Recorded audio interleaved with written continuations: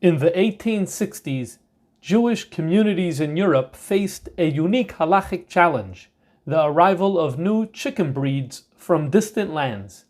As these exotic fowl entered the marketplace, rabbis debated their kosher status, igniting an adjacent discussion on how and why the turkey became accepted as kosher.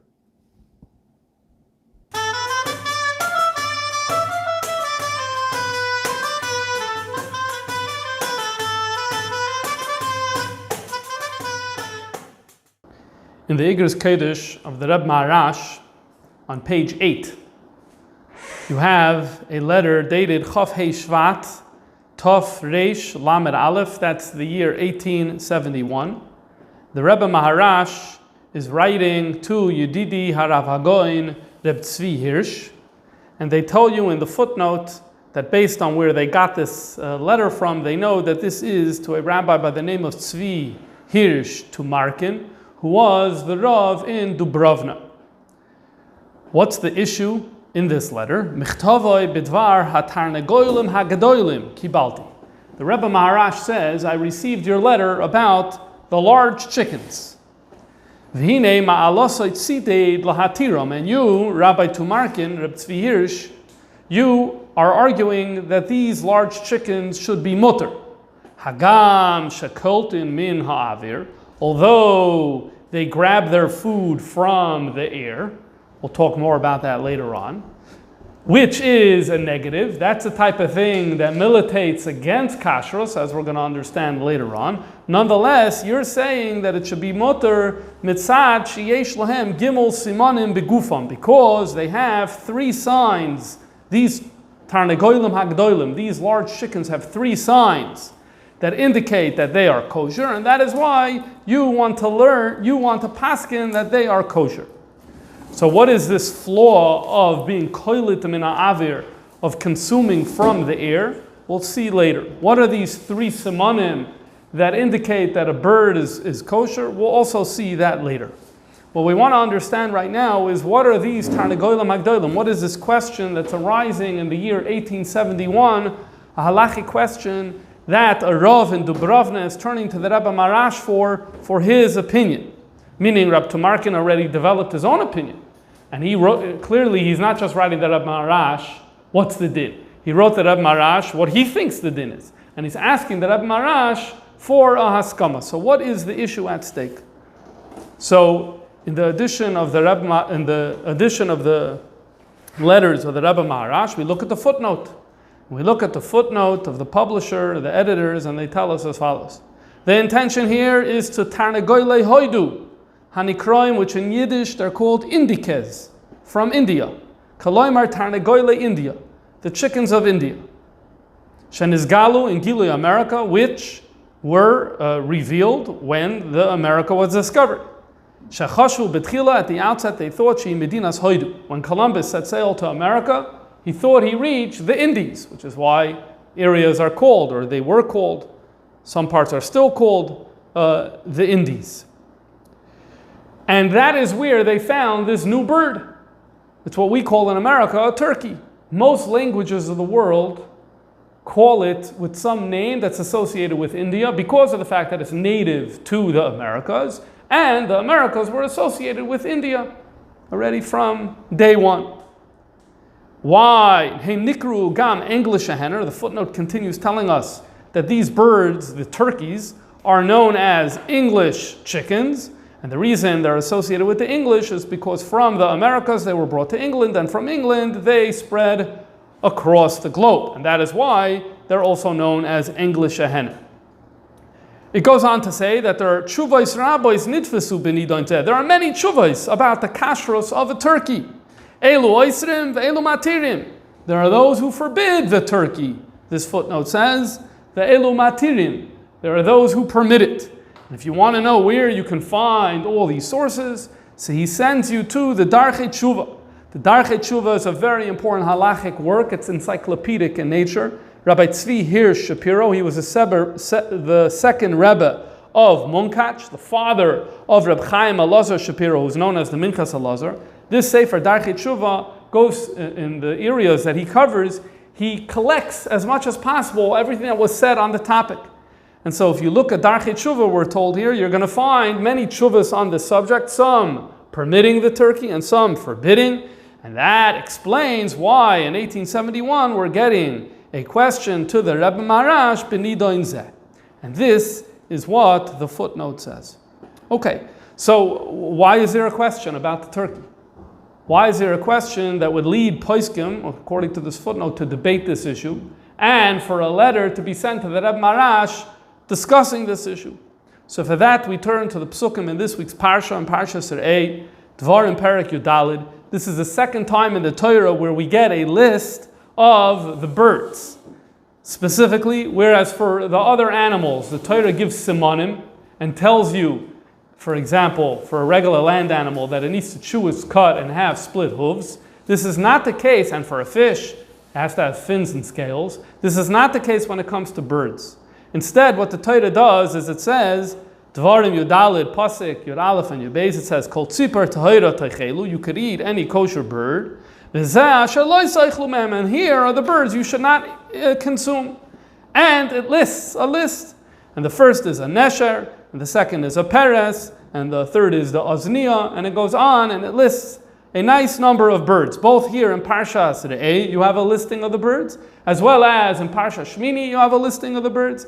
And the Rambam in Hilchos Ma'achalos, he does the math, and he tells you that it equals 24 birds. There are 24 birds that a person is not allowed to eat. The simple implication of the Torah is any bird that is not part of these 24 is going to be mutter. Okay. However, things immediately become complicated. Why do they become complicated? Because the question is, what is a nesher? And what is a peres? And what is a ozniya? If you can't definitively define and tell me what exactly these 24 birds are, so then you're in trouble, because anytime you encounter a bird, you're not sure, maybe it's one of these 24. And names change, and they're definitely not static, and that leads to this type of problem. And so, therefore, that's the background to a Mishnah in Chulin. The Mishnah in Chulin Perek Gimel, Mishnah Vav, says as follows: Simone behema v'chaya nemru min haTorah. The indicators for a behema and a chaya, those are mentioned in the Torah. But simone ha'oif, the actual physical signs of a bird, loy nemru, they're not stated. However, the Chachamim realized that this was a problem. Avol amru Chachamim. The Chachamim are going to come along and they're going to say, we need to give simanim. Because just having a list of 24 birds with us not knowing what's what is not going to be helpful. And so the Chachamim came up with simanim. What are the simanim? They said as follows: Kol oif hadoiris, any oif that engages in the activity that is doiris, is tameh, is automatically disqualified. It's a non-kosher bird. What does it mean to be doiris? So the bad news is that it's a major machlokas amongst the Rishonim. There are numerous shittas about what the definition of doiris is. So we're just going to go with Rashi right now, because we're not going to have the time to go through all the shittas. Rashi in Chulin says the definition of doiris is that rather than bending his head to the floor in order to eat the food, it lifts the food with his hand. There's no predatory behavior in Rashi's explanation of what doiris is. Intuitively, we would think that there has to be some sort of predatory behavior, because that's what the word doiris sounds like. And indeed, other Rishonim do bring explanations for drisa that entail some element of predatory behavior. But that's not Rashi's pshat. Rashi's pshat is that rather than bending its head down to eat off the floor, it lifts it with the hand. That means that this bird is a doiris. Okay, so that's one thing that tells us that a bird is going to be disqualified. The Chachamim continued to give us additional simanim. Kol sheyesh loy etzba yesera, any bird that has an etzba yesera. An etzba yesera is the halachic. The halachic is, if you look at the back of if you look at the bottom of a chicken's foot, it has frontward facing toes. Then there's one backward facing toe. On the other side is facing the other way. It's actually lifted up. It's usually not touching the ground. So that is called the halachic, and that is called the etzba yesera. So that's one siman. The zefek, if it has a crop, A crop is that when the food goes down the esophagus before it reaches the stomachs, so birds have something called a crop where the food is stored, and then it could save some for later. So that is another positive sign for a kosher bird. And the third sign is Vikurkavanoi Niklaf. The kurkavan is the gizzard. The gizzard is one of two stomachs, or more precisely, the second stomach that a bird has. And this stomach, the job of the stomach is to grind and break down the food. And there's different types. There are certain birds that their stomach is made in such a way where you can actually peel one layer off from another layer. So if you're able to peel niklaf with your hand, not with some sort of knife, if with your hand you're able to peel off the external layer of this stomach, of the gizzard, then all three of these things are signs of kashrus, then tahor. So again, we had one sign that said, if you have this, you're tameh. We had three signs that said, if you have these, then you are going to be tahor. Now, one of the big questions and the big debates amongst the Rishonim is, if you have the three positive signs, is that sufficient? Maybe it's sufficient. And there are many Rishonim who say, you have the three positive signs, you're good to go. We don't have to worry that maybe this bird is a doiris. However, this is not Rashi's position. Rashi's position is that you need the three positive signs, and in addition to the three positive signs, you also need to know for a fact that the bird isn't a doiris. So this is a major debate that we're not going to go too much into today, but it is necessary to know that there is this debate. Okay, fine. So now, again, min ha-Torah, we just had a list of 24 birds that are off the table. Everything else is mutter. The Chachamim gave us signs. There's some ambiguity about how to interpret these signs amongst the Rishonim, and whether you need all of them, specifically whether three is enough, or you need the drisa sign, meaning it needs to be clear that the bird is not a doiris as well. But other than that, the situation seems to be clear. But it's not going to remain so clear. That's because of the Gemara in Chulin, Daf Samach Beis, Amud Beis. Look at number 5. Amar Rav Papa, the Amoira Rav Papa says, Rav Papa is a 5th generation Amoira in Bava. And what does he say? Tarneglusa da'agma. You have a bird. We don't know what this bird is, but there's a certain bird that hangs out in a swamp. Sharia, it's mutter. Rav Papa says that one way or another, it qualified under the test of the various signs that is necessary, and so therefore the bird was mutter. However, Darash Meremar, you have an Amoira, the next generation, his name was Meremar. And he gave once a lecture and he said that the same exact bird that Rav Papa permitted, Tarnegaloisa, Da'agma, is Asira, is actually forbidden. Why am I overturning Rav Papa's ruling? Chazuya, because we've seen the Darsava Achla, that it eats in a manner of drisa. It engages in doiris when it eats, and so therefore that's a no-no. You're not allowed to have that behavior, and so therefore, one way of learning this is even though it has all the kosher signs. This is one way of learning. Even though it has the three positive signs, but it failed now on the negative sign. Even though we once thought it was good, but we failed now on the negative sign, so therefore it is disqualified. Another way of reading it is not that way, that it actually didn't have all the three positive signs. It was only kosher because it wasn't a oif that was a doiris. Okay, and then when we figured out that the oif was a doiris that engaged in this activity, then we disqualified it. But the main takeaway from this Gemara is what? It was once assumed that it wasn't a doiris and it was kosher. Later we realized, oh no, it is a doiris, and we disqualified it. Well, this led Rashi to do something that actually doesn't do very often in his commentary on the Gemara. Usually Rashi in the Gemara is a commentary. His job is not to give you psak halacha, and it happens from time to time, but usually it's just telling you what the text says. Once in a while, Rashi takes off his commentator hat and puts on his Rav hat and puts on the hat of a posek. That's what happens over here in this Gemara in Chulin Daf Samach Beis Amud Beis. Says Rashi,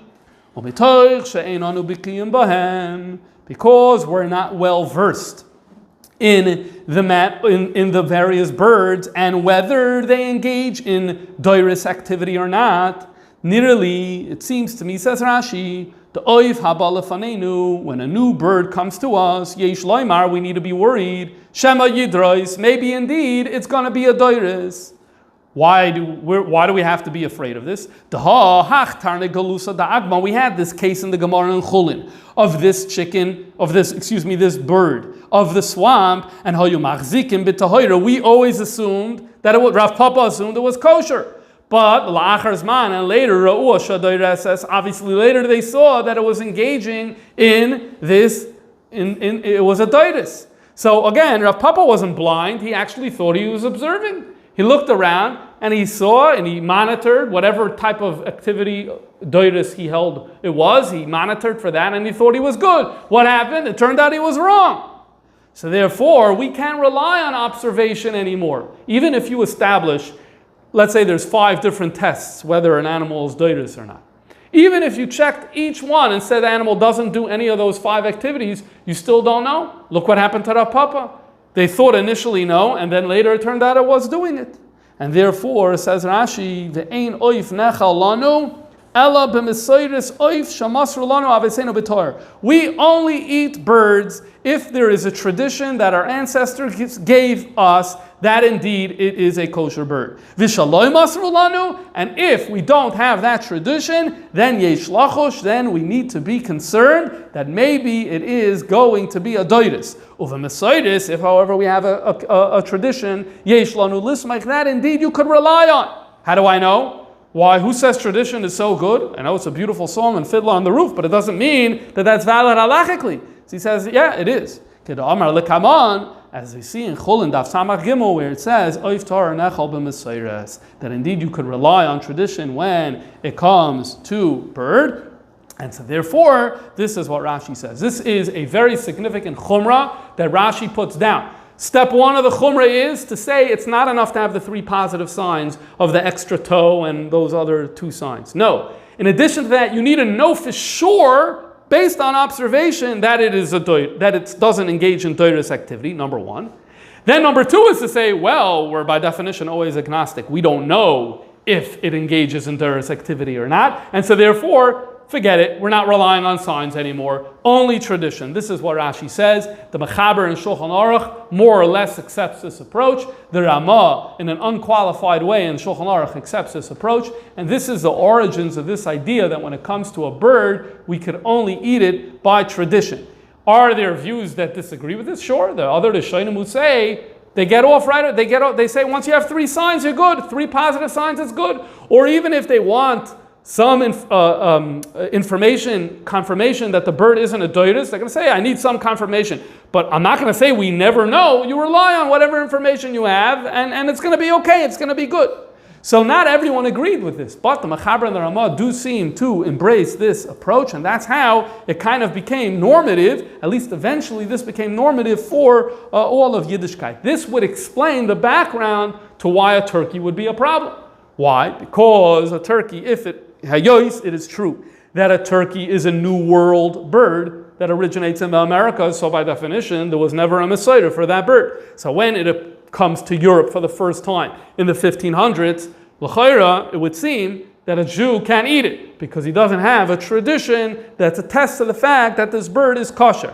And so this actually makes sense to say that there would be a halachic debate about this question, and so not surprising to hear that the Rebbe Marash is going to have a tshuva, or someone's asking the Rebbe Marash about what his opinion is about this issue. Okay. However, all of this is really highly problematic.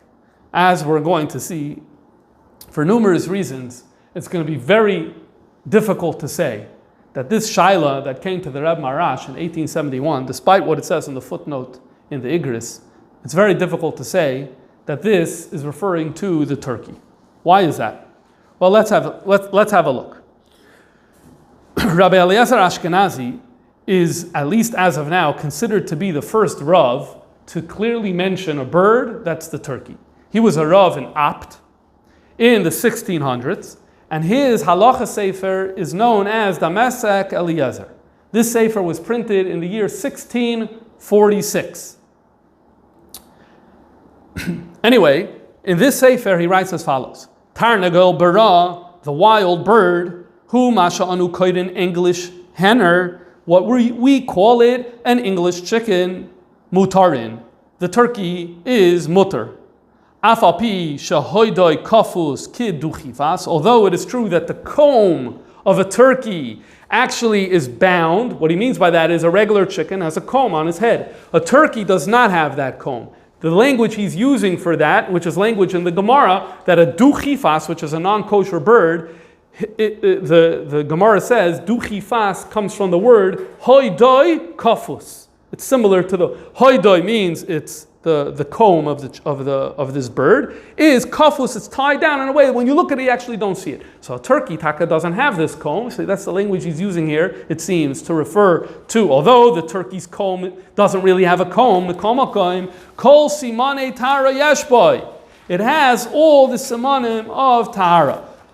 Although he doesn't elaborate at great length on what he's talking about here, the best suggestion is that he's talking about the turkey, and there is no valid alternative in these years in 1646 that qualifies for what he is saying over here.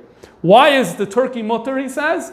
He says because it has all the simanim of tara. And let's give the whole list. The toe, not a problem. The crop, not a problem. The peeling of the second stomach, also not a problem. And is it a doitus? Also, it's not a doitus. And we want to go through all the different categories of doitus. Maybe we can even do that. None of the categories of doitus, or almost none of the categories of doitus, does it suffer from, so it's mutter. Now you'll notice over here something very interesting. Hold on. Your book is being printed in the 1640s. So the Shulchan Aruch was printed, 70 years before. And the Shulchan Aruch says, Messiah. He doesn't have one word here about the Messiah. What does it seem? What seems is that he's not accepting this position that was adopted by the Mechaber and the Ramah. I told you before, there are those who don't accept this position and they're happy to rely on this simanim. He also is happy to rely on these simanim without the need for a Messiah. That's what seems to be the case. Then he goes on to say, What year was Columbus, Columbus came to America in 1492, though you're going to see a different date coming up soon. The approximate date of when turkeys would have been brought back to Europe is sometime in the 1500s. So he's the first posek that we have who seems talking about it in a sefer printed in 1646. Okay. Then he goes on to say another thing, very interesting argument. By the way, there's another siman that the turkey has that tells us that it's kosher. There's a Gemara in Eruvin that says that if the Torah wouldn't be given, we would learn, would not have been given, we would learn positive behaviors from various animals. One of the positive behaviors is that the mating rituals of chickens are praised as being proper. And we would learn how to perform the first mitzvah in the Torah from a chicken. This is what it says in the Gemara. So he says the turkey also has those same positive mating rituals. And so therefore, it's a chicken. And so therefore, he adds that to the argument to say why he thinks it's going to be mutter. But what's my main point of why I'm bringing this here? If you have a posek in the 1640s writing b'pashtos that it's mutter, without voicing any dissenting opinion, and I'm going to show you 3 additional voices from the 1700s, one more from the 1600s, and another from the 1700s, and another from the 1800s, and all of these poskim are saying it's mutter. It's very bizarre that all of a sudden in the 1870s we're getting a question to the Reb Marash. If something is a universal practice already in Judaism, how does this become something controversial so late in the game? And that really has to plant a seed of doubt that maybe we actually aren't talking about the turkey over here. Let's continue. Let me show you additional sources that neman b'pashtos that the turkey is kosher. The Shach, the famous commentator of the Shulchan Aruch, one of his works is called Nekudas HaKesef. Nekudas HaKesef is that after he wrote his sefer on the Shach, and then he saw the Taz wrote his sefer, so he decided he's going to write a sefer countering many of the points of the Shach.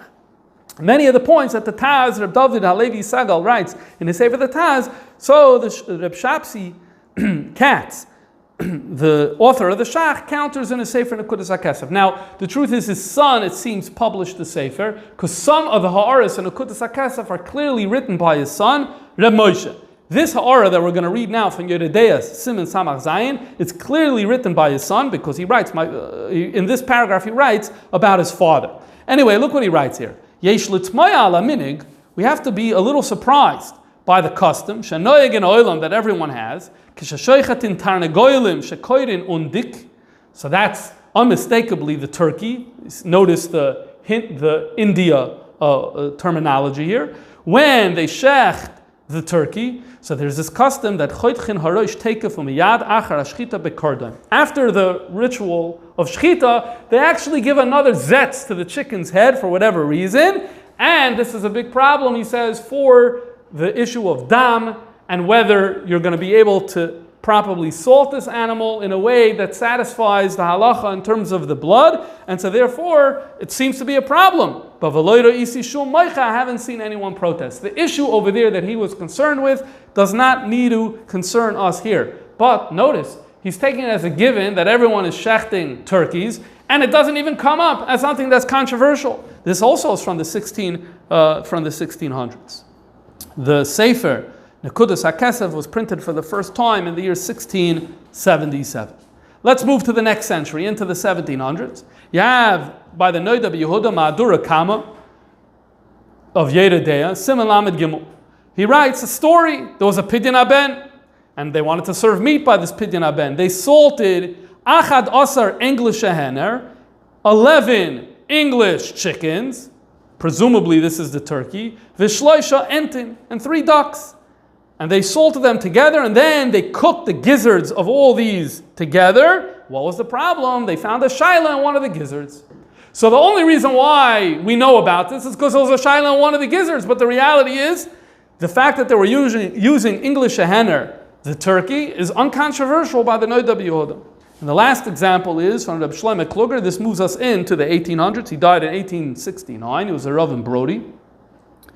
And he has a shaila. One of his shailas is shaila b'oif indik shenikev hazefek, that there was a hole, there was a puncture in the crop that we spoke about before, and so it's a shaila in treifis. But again, there's no shaila that the indik, the turkey, is kosher. So if we have in the 1600s and the 1700s and in the 1800s all these poskim assuming that the turkey is kosher, it's very hard to imagine that all of a sudden in 1871 someone's going to write to the Reb Marash that he has a problem with turkey and what's going to be the din with turkey. I remember it said in the footnote over there that there's debate, shuvos, rabbis are printed about this. Some are asering and some are mutter. So if there's a debate, then maybe the Reb Marash should weigh in on this debate. Well, let's open the Darchei Tshuva. And let's look inside to see what this debate is all about. Who's the ones arguing? Who's arguing over here? Turns out the Darchei Tshuva over here brings 6 poskim. 6 poskim that clearly are all talking about the turkey. There's no doubt that these 6 poskim are at least in part talking about the turkey.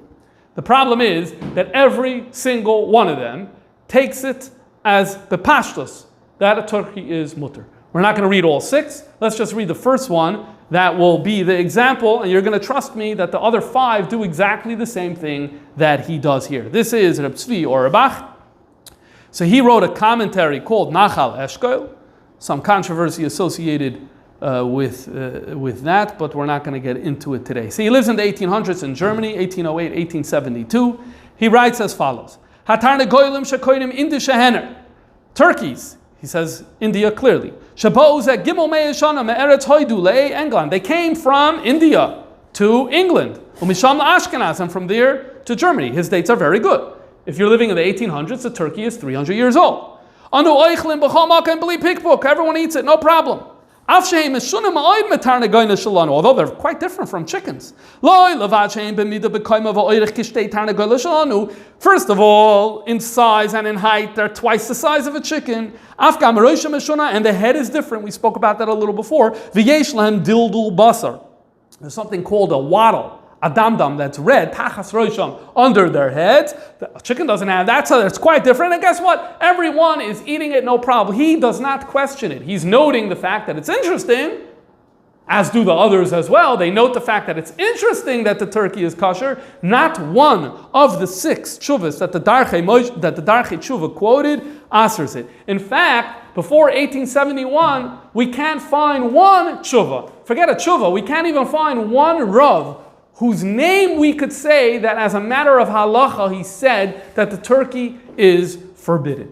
There are a few who, b'ashkaf rishon, if you look, it may seem that way, but when you look the tshuvas really well, often it looks like they're actually talking about something else. When you can confirm 100% that it's talking about a turkey, it's always mutter. And that makes sense because there's so many centuries of a practice in Judaism. So it's very difficult to imagine that sometime in the 1800s, this thing is going to be seriously questioned.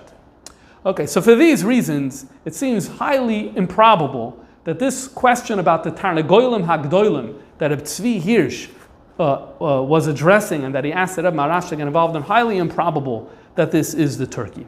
However, if we look at the tshuva of Reb Marash itself, it's going to become even more apparent that it's difficult to say that it's the turkey. The Reb Marash gives a number of reasons why he agrees with Reb Tzvi Hirsch. Reb Tzvi Hirsch is matir this Tarnagoyim Hagdolim. He thinks it's permitted. The Reb Marash says, I agree with you, multiple reasons. We're not going to have the time today to go through all of the reasons of the Reb Marash. In fact, we're only going to focus on one of them. The Reb Marash quotes a Gemara in Bechiris that says as follows. We have a rule.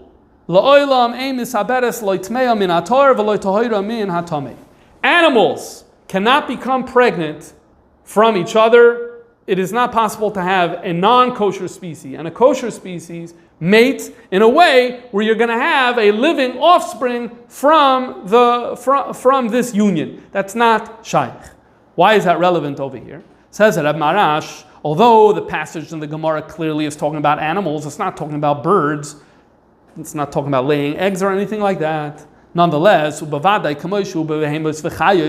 like it is the case with land animals, it's also this way with birds. And what he means is that you would not be able to have a fertilized egg come from the fact that one of the birds is kosher and one is not.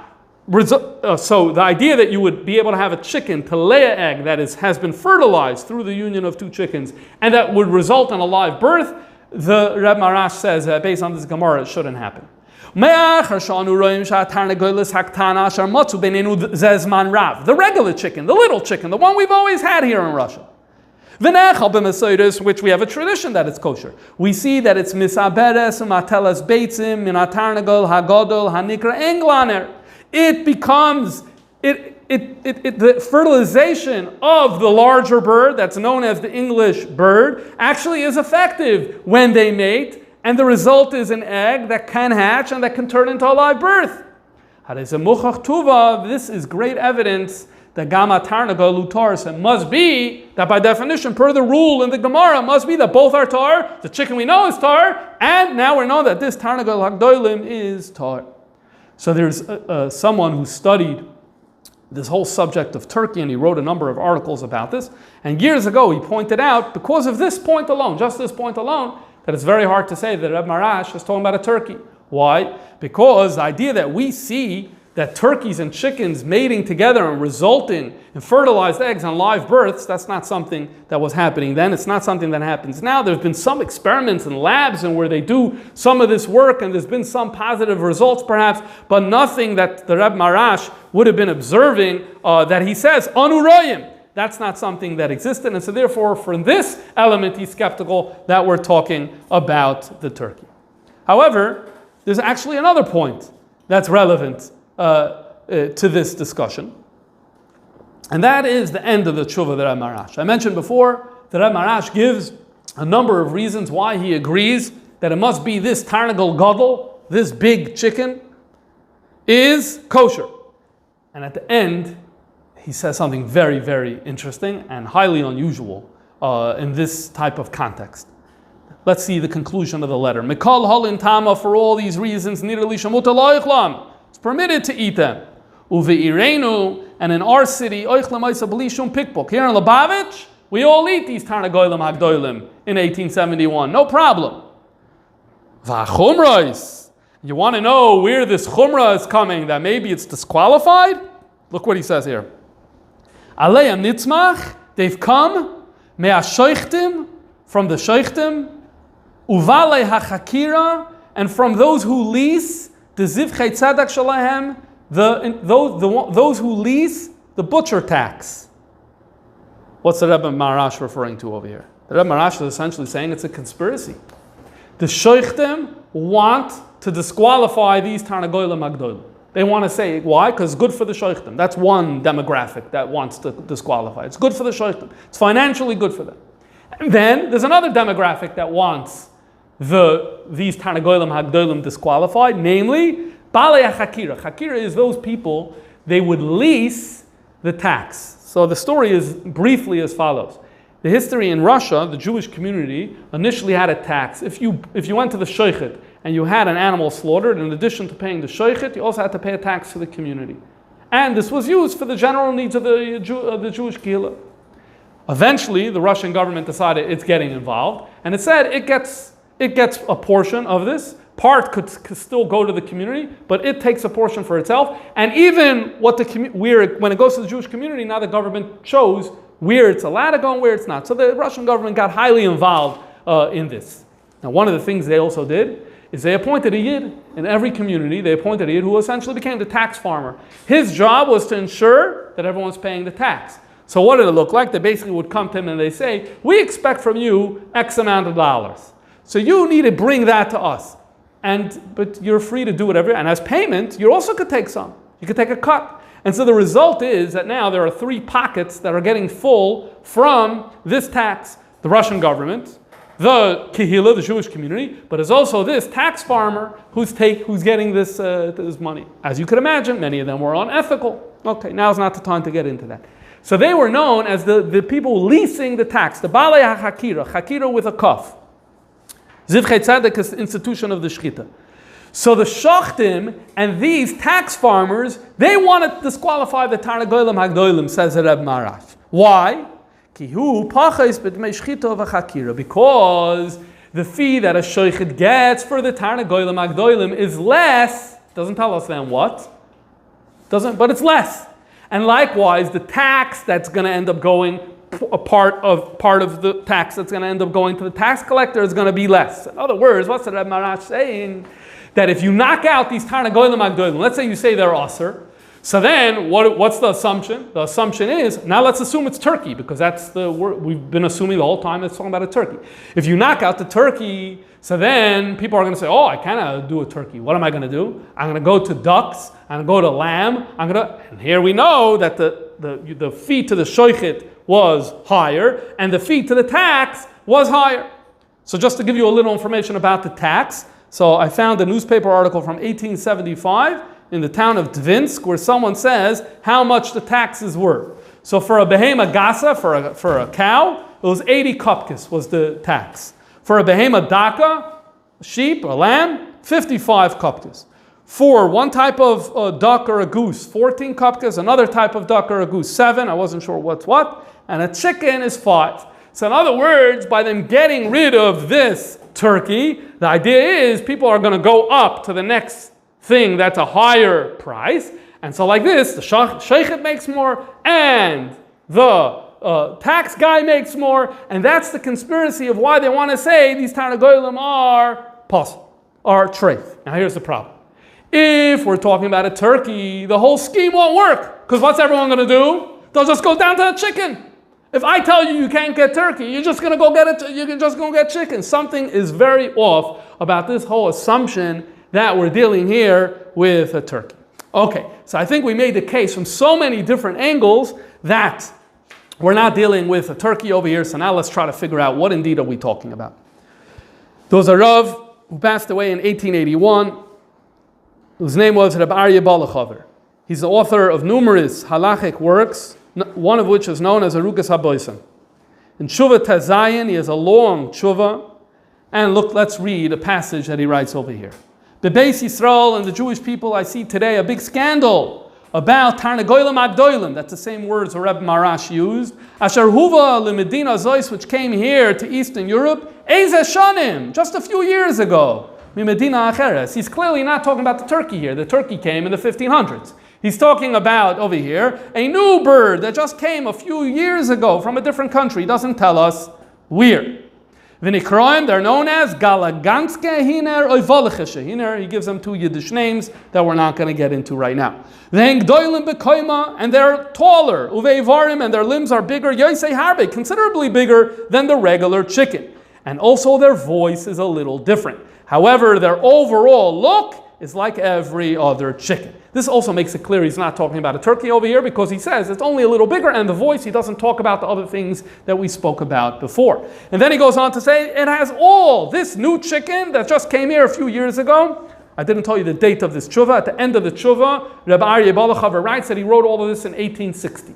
So this is 1860 when he's writing this. He says it has all the three Simanei Tara. It has the extra finger, it has the zefek, the crop, it has the peelable gizzard. And he says that in Lithuania and in Belarus, they're eating it, no problem. And in Galicia, there were those who said that maybe this is not mutter. But then the Rabbanan came along and said it is mutter. But now there are some people in the year 1860 who are making a problem because they're saying Misoires, there's a Ramah, there's a Machaber in Shulchan Aruch, there's Rashi, Misoires, and you don't have a Misoira for this particular bird. He goes on in this tshuva to say, let us discuss the consequences of accepting the strict view. If you are going to accept the strict view, you could say goodbye to all chicken for all time. Why? Because this chicken is so close to the regular chickens that we have, everyone's interbreeding them already. And within a matter of years, all the chickens in the entire Europe are all going to be a mix from all of them. And so if you want to take the position that says, Mesaida, and these chickens are out, we will not be able to eat chicken ever again. Now go back to the Shuvah of Marash. What's the conspiracy? The conspiracy was, let's knock out chickens. All chickens, because we're not dealing with turkey. It's a chicken. We'll hear more what type of chicken soon. Let's knock out all chickens. There's nowhere to go down. If you knock out all chickens, you're only going up to ducks or to swans or to dakos or whatever. And so now the conspiracy makes sense once we understand that this is what we're talking about over here. Okay. What is the chicken that we are dealing with? So we're going to read two tshuvas from this period, because Rabbi Aryeh Balachaver didn't really give us names.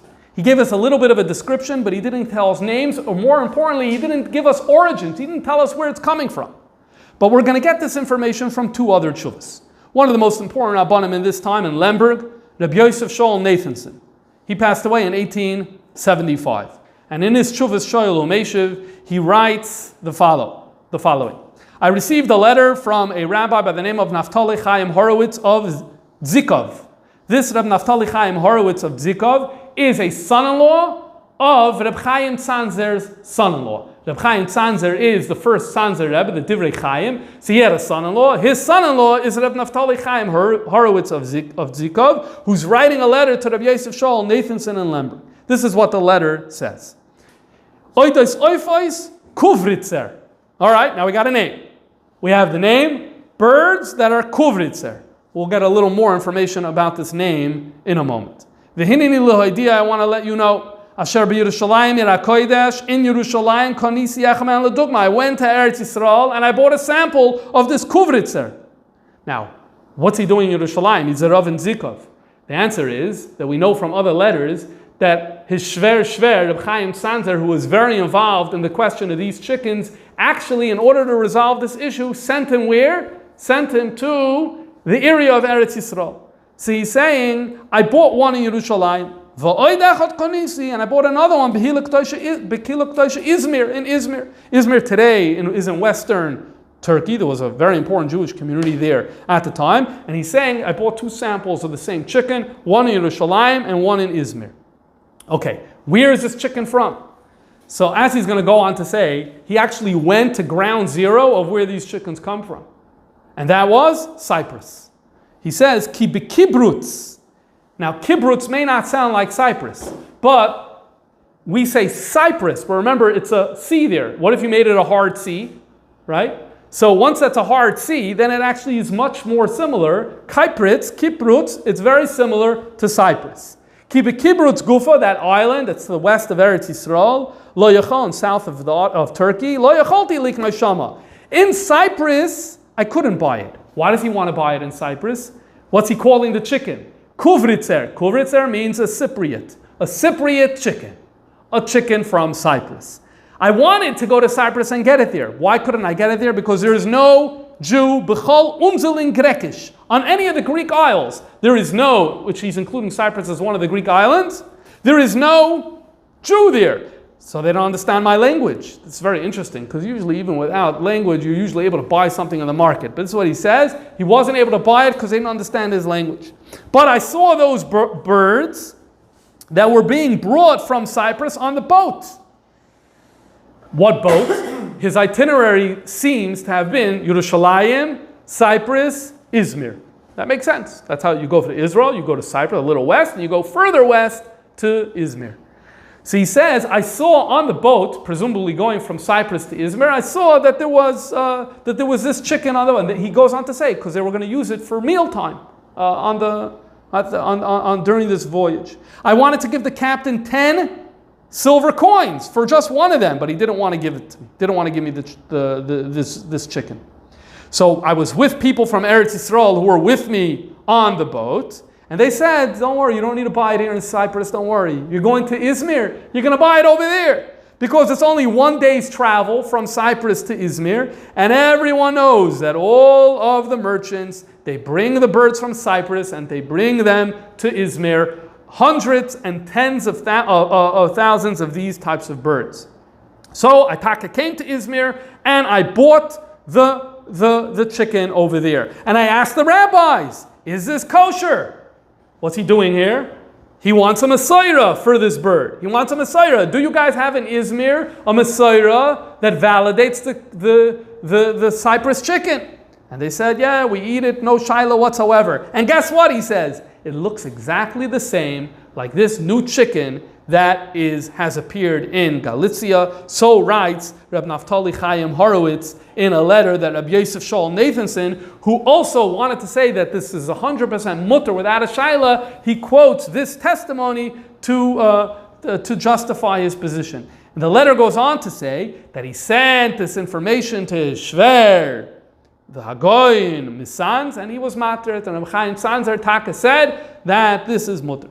So option one, because there's going to be two options. One option for what is this Tarnagoylim Hagdoylim that turns into a debate in the 1860s that the Rebbe Marash is talking about in 1871 is not a turkey, but rather it is a chicken from Cyprus. That's option one. There's another option. And obviously this is the age in where travel becomes much easier and import and export becomes much easier. So it's not surprising that if you're bringing a chicken from one distant place, you'll bring it from another place as well. There was another Rav, and in this class we're really going through all of the big names, or most of the big names of the 19th century. Rabbi Yehuda Assad, he was in Hungary. He passed away in 1866. And he also was matir a new chicken, and the new chicken that he was matir we'll read about in the following tshuva. He writes that when I came home, I received many letters. One of them was from you. It's not Negea who he's writing to right now. And you wrote a psak to be matir hachinezishe hiner. Chinezish, Chinese. The Chinese chicken. And you're right. I say Yashar Koyach, you did right. And then he goes on to send him a copy of a letter from the chief rabbi of London, whose at the time his name was Nathan Adler, or Nassim Adler. And the letter from Nassim Adler reads as follows. London 5620, that's the year 1860, the same year Reb Aryeh Balachaver wrote his tshuva, because this is the year that everyone is talking about this. About your question, Rabbi Adler wrote, regarding the birds that are known as English hiner, they're known as English birds. Ladaiti, it seems to me that you mean the big chickens, Tarnagoylim Gedoylim, here's Tarnagoylim Gedoylim, the same lashon used by the Reb Marash, big chickens, but not Cyprus. Shakoirin Kashin China, which is known as Kachin China. Kachin China is Kachin China. There's a place in India that's known as Kachin. During this period of time, they called Vietnam Kachin China in order to separate it. There was chickens that were coming from China at this time for whatever reason, even though they don't come from those regions. They associated this name, and Ad Hayoin, they're called Kachin chickens. They're a breed that starts from Kachin China. So he says, you wrote to me that you're asking a shaila about English shehener. I think you mean the chickens from Kachin China, which is really important because what this shows you is the term English shehener is used by many Rabbanim during this time to refer to different things. Some use the term English shehener to refer to Turkey. I think we saw that earlier. Some use English shehener to refer to other things. There is no way to figure out what a Rav means by just looking at a name. Same thing if sometimes it says Amerikanische Henner. You cannot say, oh, it means this or that. You have to look at how they describe when the bird showed up. That's an important question. Oh, because if they're saying it happened in the 1500s, you know it's a turkey. If they're talking about something mid-1800s, then you know it's one of these breeds of chicken. Or you can look at the physical descriptions of how they talk about the bird, then you can know what they're talking about. Because look at what Adler is saying. Adler is saying, you're asking about English Henner. I think you mean, I don't know what you mean, I think you mean the birds from Cochin China. Says Rabbi Adler, I've been asked about this. Guess what? We have a Masorah that this is kosher. Why? He says something very interesting. Because they're the same thing as the regular chickens. So because they're the same thing as the regular chickens, so whatever qualifies a regular chicken qualifies this. In other words, when you have a chicken that's 1 pound bigger than the other, are you going to say, oh, it's a little too big, we need a Masorah for it? No, you just say chickens come in different sizes. So just like they come in different sizes, chickens can come in different breeds as long as it's part of the same class, it's part of the same family, etc., etc. And so therefore, he says, it's like we have a Masorah because there are so many that are mutter. It's like we have a Masorah because of the ones that have been here in England for so many years. Then he says another factor. If you don't want to accept this, there's another factor. We spoke to Jews who live in India, which is near the region of Cochin China, and they said they all eat it. So here you have a Jewish kehillah that's eating it, so you could rely on that for a Masorah. Good. So the tshuva, the Reb Marash, is Bapashas talking about one of these two. Either it's talking about the Cyprus chicken, or it's talking about this particular Chinese chicken. And what the Reb Marash said about one could fertilize the other, absolutely. This is true for both of these types of chickens where this very much could happen. And it also, although I'm going to adjust this later on, it's not a crazy thing. You have a major debate in the 1860s. So a Rav turning to the Reb Marash in 1871, asking his opinion about this rather than the turkey. Now, if we stopped here, what would we have? What are the heterim that we learned so far throughout this entire shir that would say that any bird, whether it's a turkey or one of these chicken breeds, are mutter? So far, I believe we have 3 different ideas, 3 different thoughts. Number 1 was what we saw before from the Damesek Eliezer, the Rav from Apt in the 1600s. He is not concerned about the Masorah. In other words, he's not taking this chumrah of the Ramah and the Mechaber all too seriously, relying on the simanim. If you want to rely on the simanim, your turkey is going to be fine, a Chinese chicken is going to be fine, a Cyprus chicken is going to be fine, no problem. Then we have the Reb Marash's argument. What was the Reb Marash's argument? That if we see that one could fertilize the other and give viable chicks, no problem. So while that wouldn't apply for the turkey, at least not the pashtos, for the turkey and the chicken, but it definitely will apply for the Cyprus chicken and for the Chinese chicken. That's heter number 2. Heter number 3 is we saw from Rabbi Adler. Rabbi Adler actually said 2 points. I guess you'd say it's 4. One thing he said, these are the same min. Okay, that's easier to say for regular chickens. It's harder to say that a turkey and a chicken is the same min. Then he went on to say, you have a Masorah. Why? Because Jews in India are saying that they're eating this particular chicken. Okay, that works. It's a little harder for a turkey, given that we know that the turkey never existed in a Jewish community before the 1500s. So fine, I just reviewed 4 heterim with you. Some apply to the turkey. All of them apply to these 2 breeds of chicken. However, what I want to do now is to actually look, because many of the Rabbanim in the 1800s discussed this issue. And here let me say that the discussion about turkey, and this is very interesting, is there a halachic discussion about turkey as kashrus? Yes, but it's only because of these 2 chickens. Because these 2 chickens came to Europe in the 1860s and because there was a debate, so it opened the files. We had to revisit everything. So part of it was, 1 second, why are we eating a turkey? No one says that turkey should be asur, but they do want to explore why is it taka that the turkey is mutter. And so they get involved in this conversation. But there is no one that in this conversation who makes an argument to say that the turkey is going to be asur. So in this context, Rav Aryeh Balachaver is one of the Rabbanim. He's one of the Rabbanim who come to explain, number 1, why these new chicken breeds are not a problem, and number 2, why also he thinks the turkey is going to be kosher in addition to the things that we said. Before. Again, there are a lot of voices, and each voice goes with a different kav. We're going to go with what Reb Aryeh Balachaver writes. He gives multiple reasons why he thinks these chicken breeds are totally fine. Multiple reasons. Some of them actually correspond with what the Reb Marash writes in his letter, though he wrote this 11 years before the Reb Marash. Then, here's the main part we want to look. At a certain point, he says, I want to say a new idea, but I need to introduce this by talking about the turkey. He writes as follows.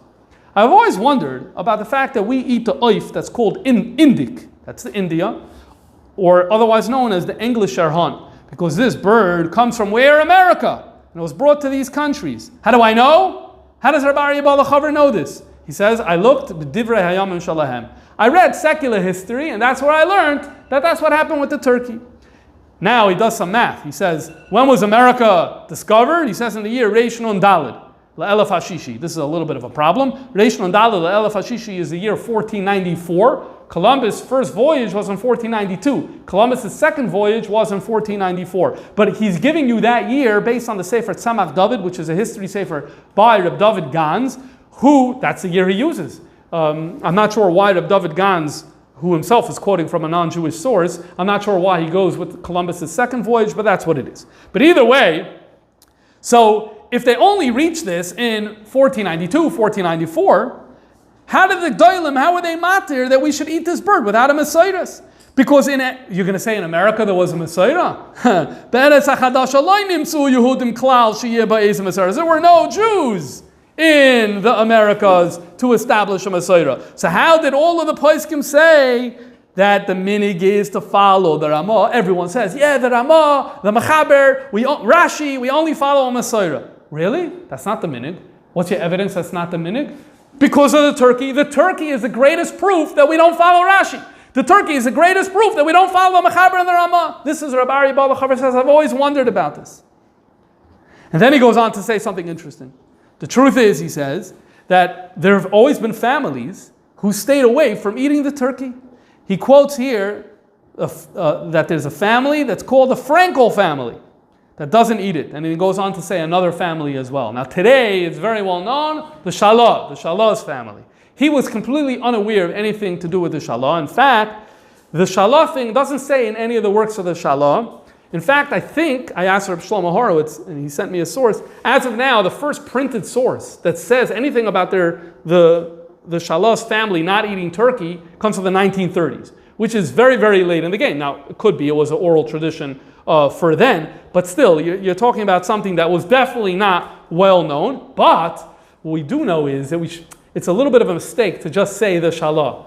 There's every reason to believe that there were multiple mishpachas, multiple families, because we see here he brings the Frankel family, and I didn't quote it here, he has another family. So part of the Shalah family, or the Shalah family was another one. For some reason, none of those stuck, and the Shalah's is the one that stuck. By the way, Derech Agav, I'll just say here, that I've seen online, some people say the Shalah thing can't be true. Why? Because no one was eating turkey. The Shalah passed away in the 1630s. Jews weren't eating turkeys then. I showed you before that that's not true, because in a sefer printed in the 1640s, we already saw them talking about turkey. So it totally could be that the Shalah passed down this particular tradition, but Rabbi Aryeh Baal HaChaver wasn't aware of this. Okay, but back to this question. All this is a parenthesis. Back to this question. His question is, how did it happen? He's not suggesting that turkey is usher. He just wants to know, how did this happen? If it is true, you need to have a Messiah. So what does he say? He goes on to say, L'chein nira li borer.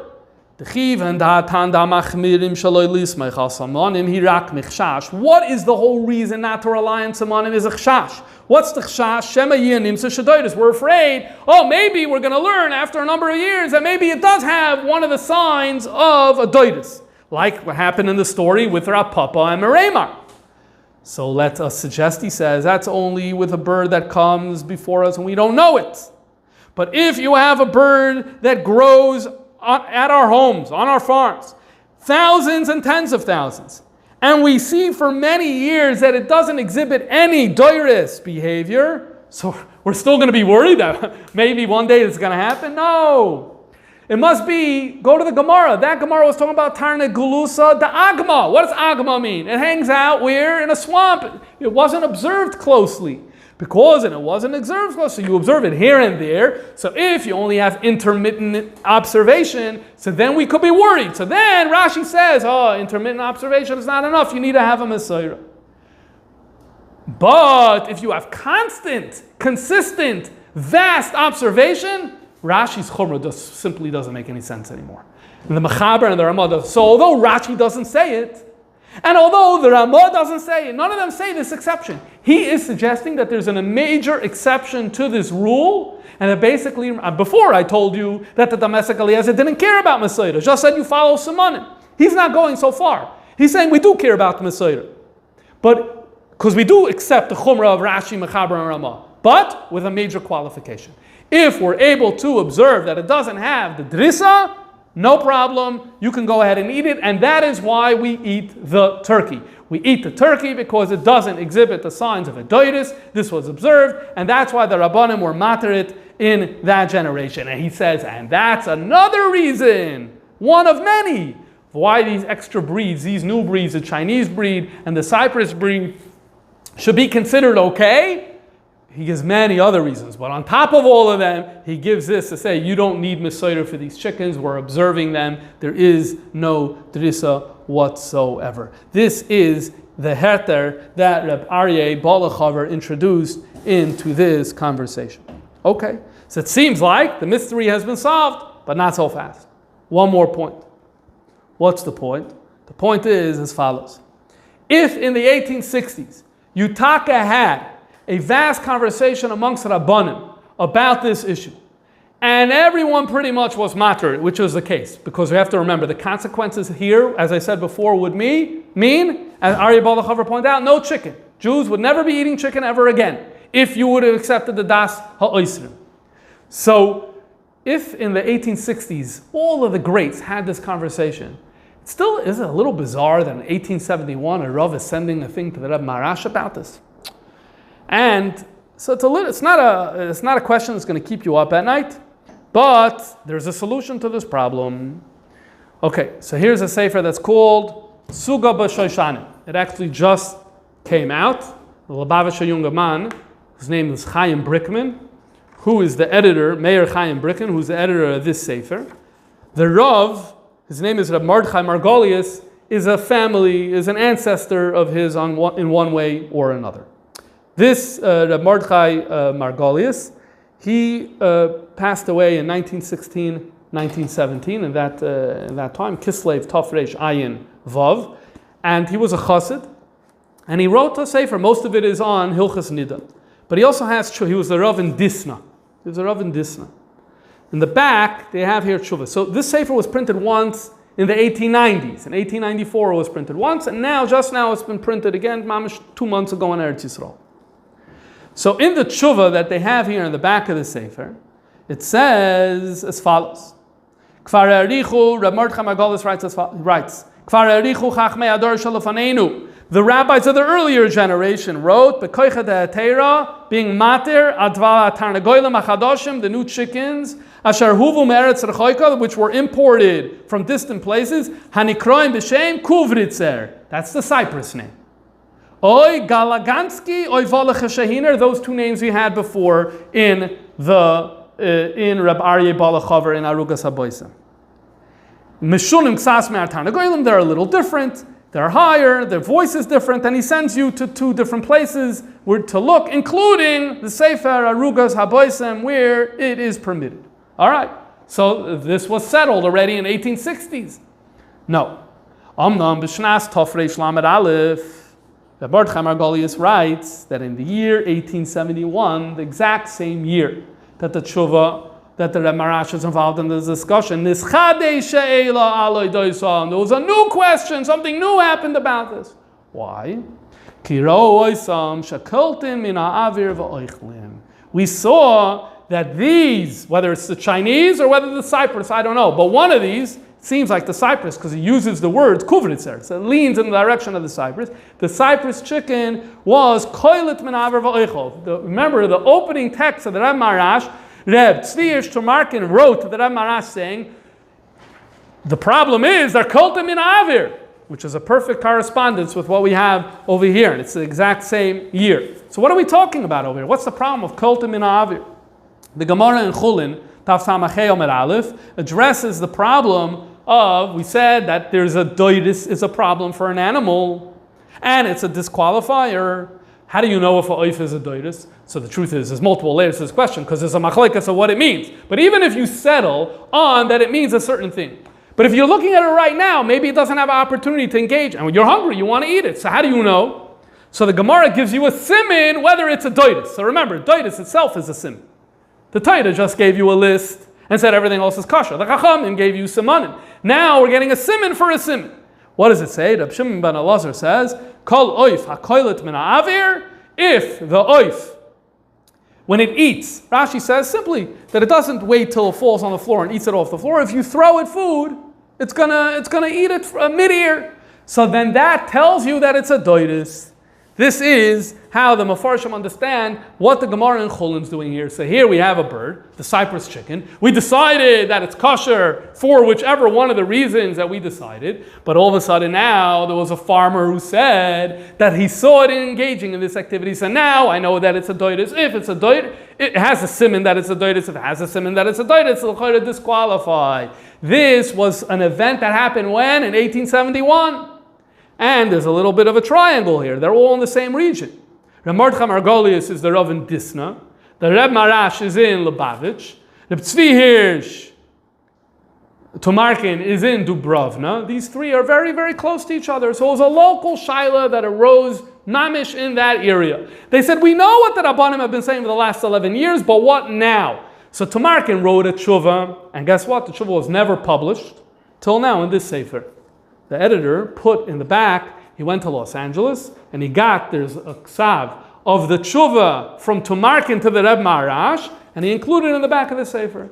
What does he essentially write there? He says, look, imagine there's a chicken that we all know is kosher, no shayla, and you saw it's being koilet min ha'avir. Would you disqualify the chicken? No. What would you say?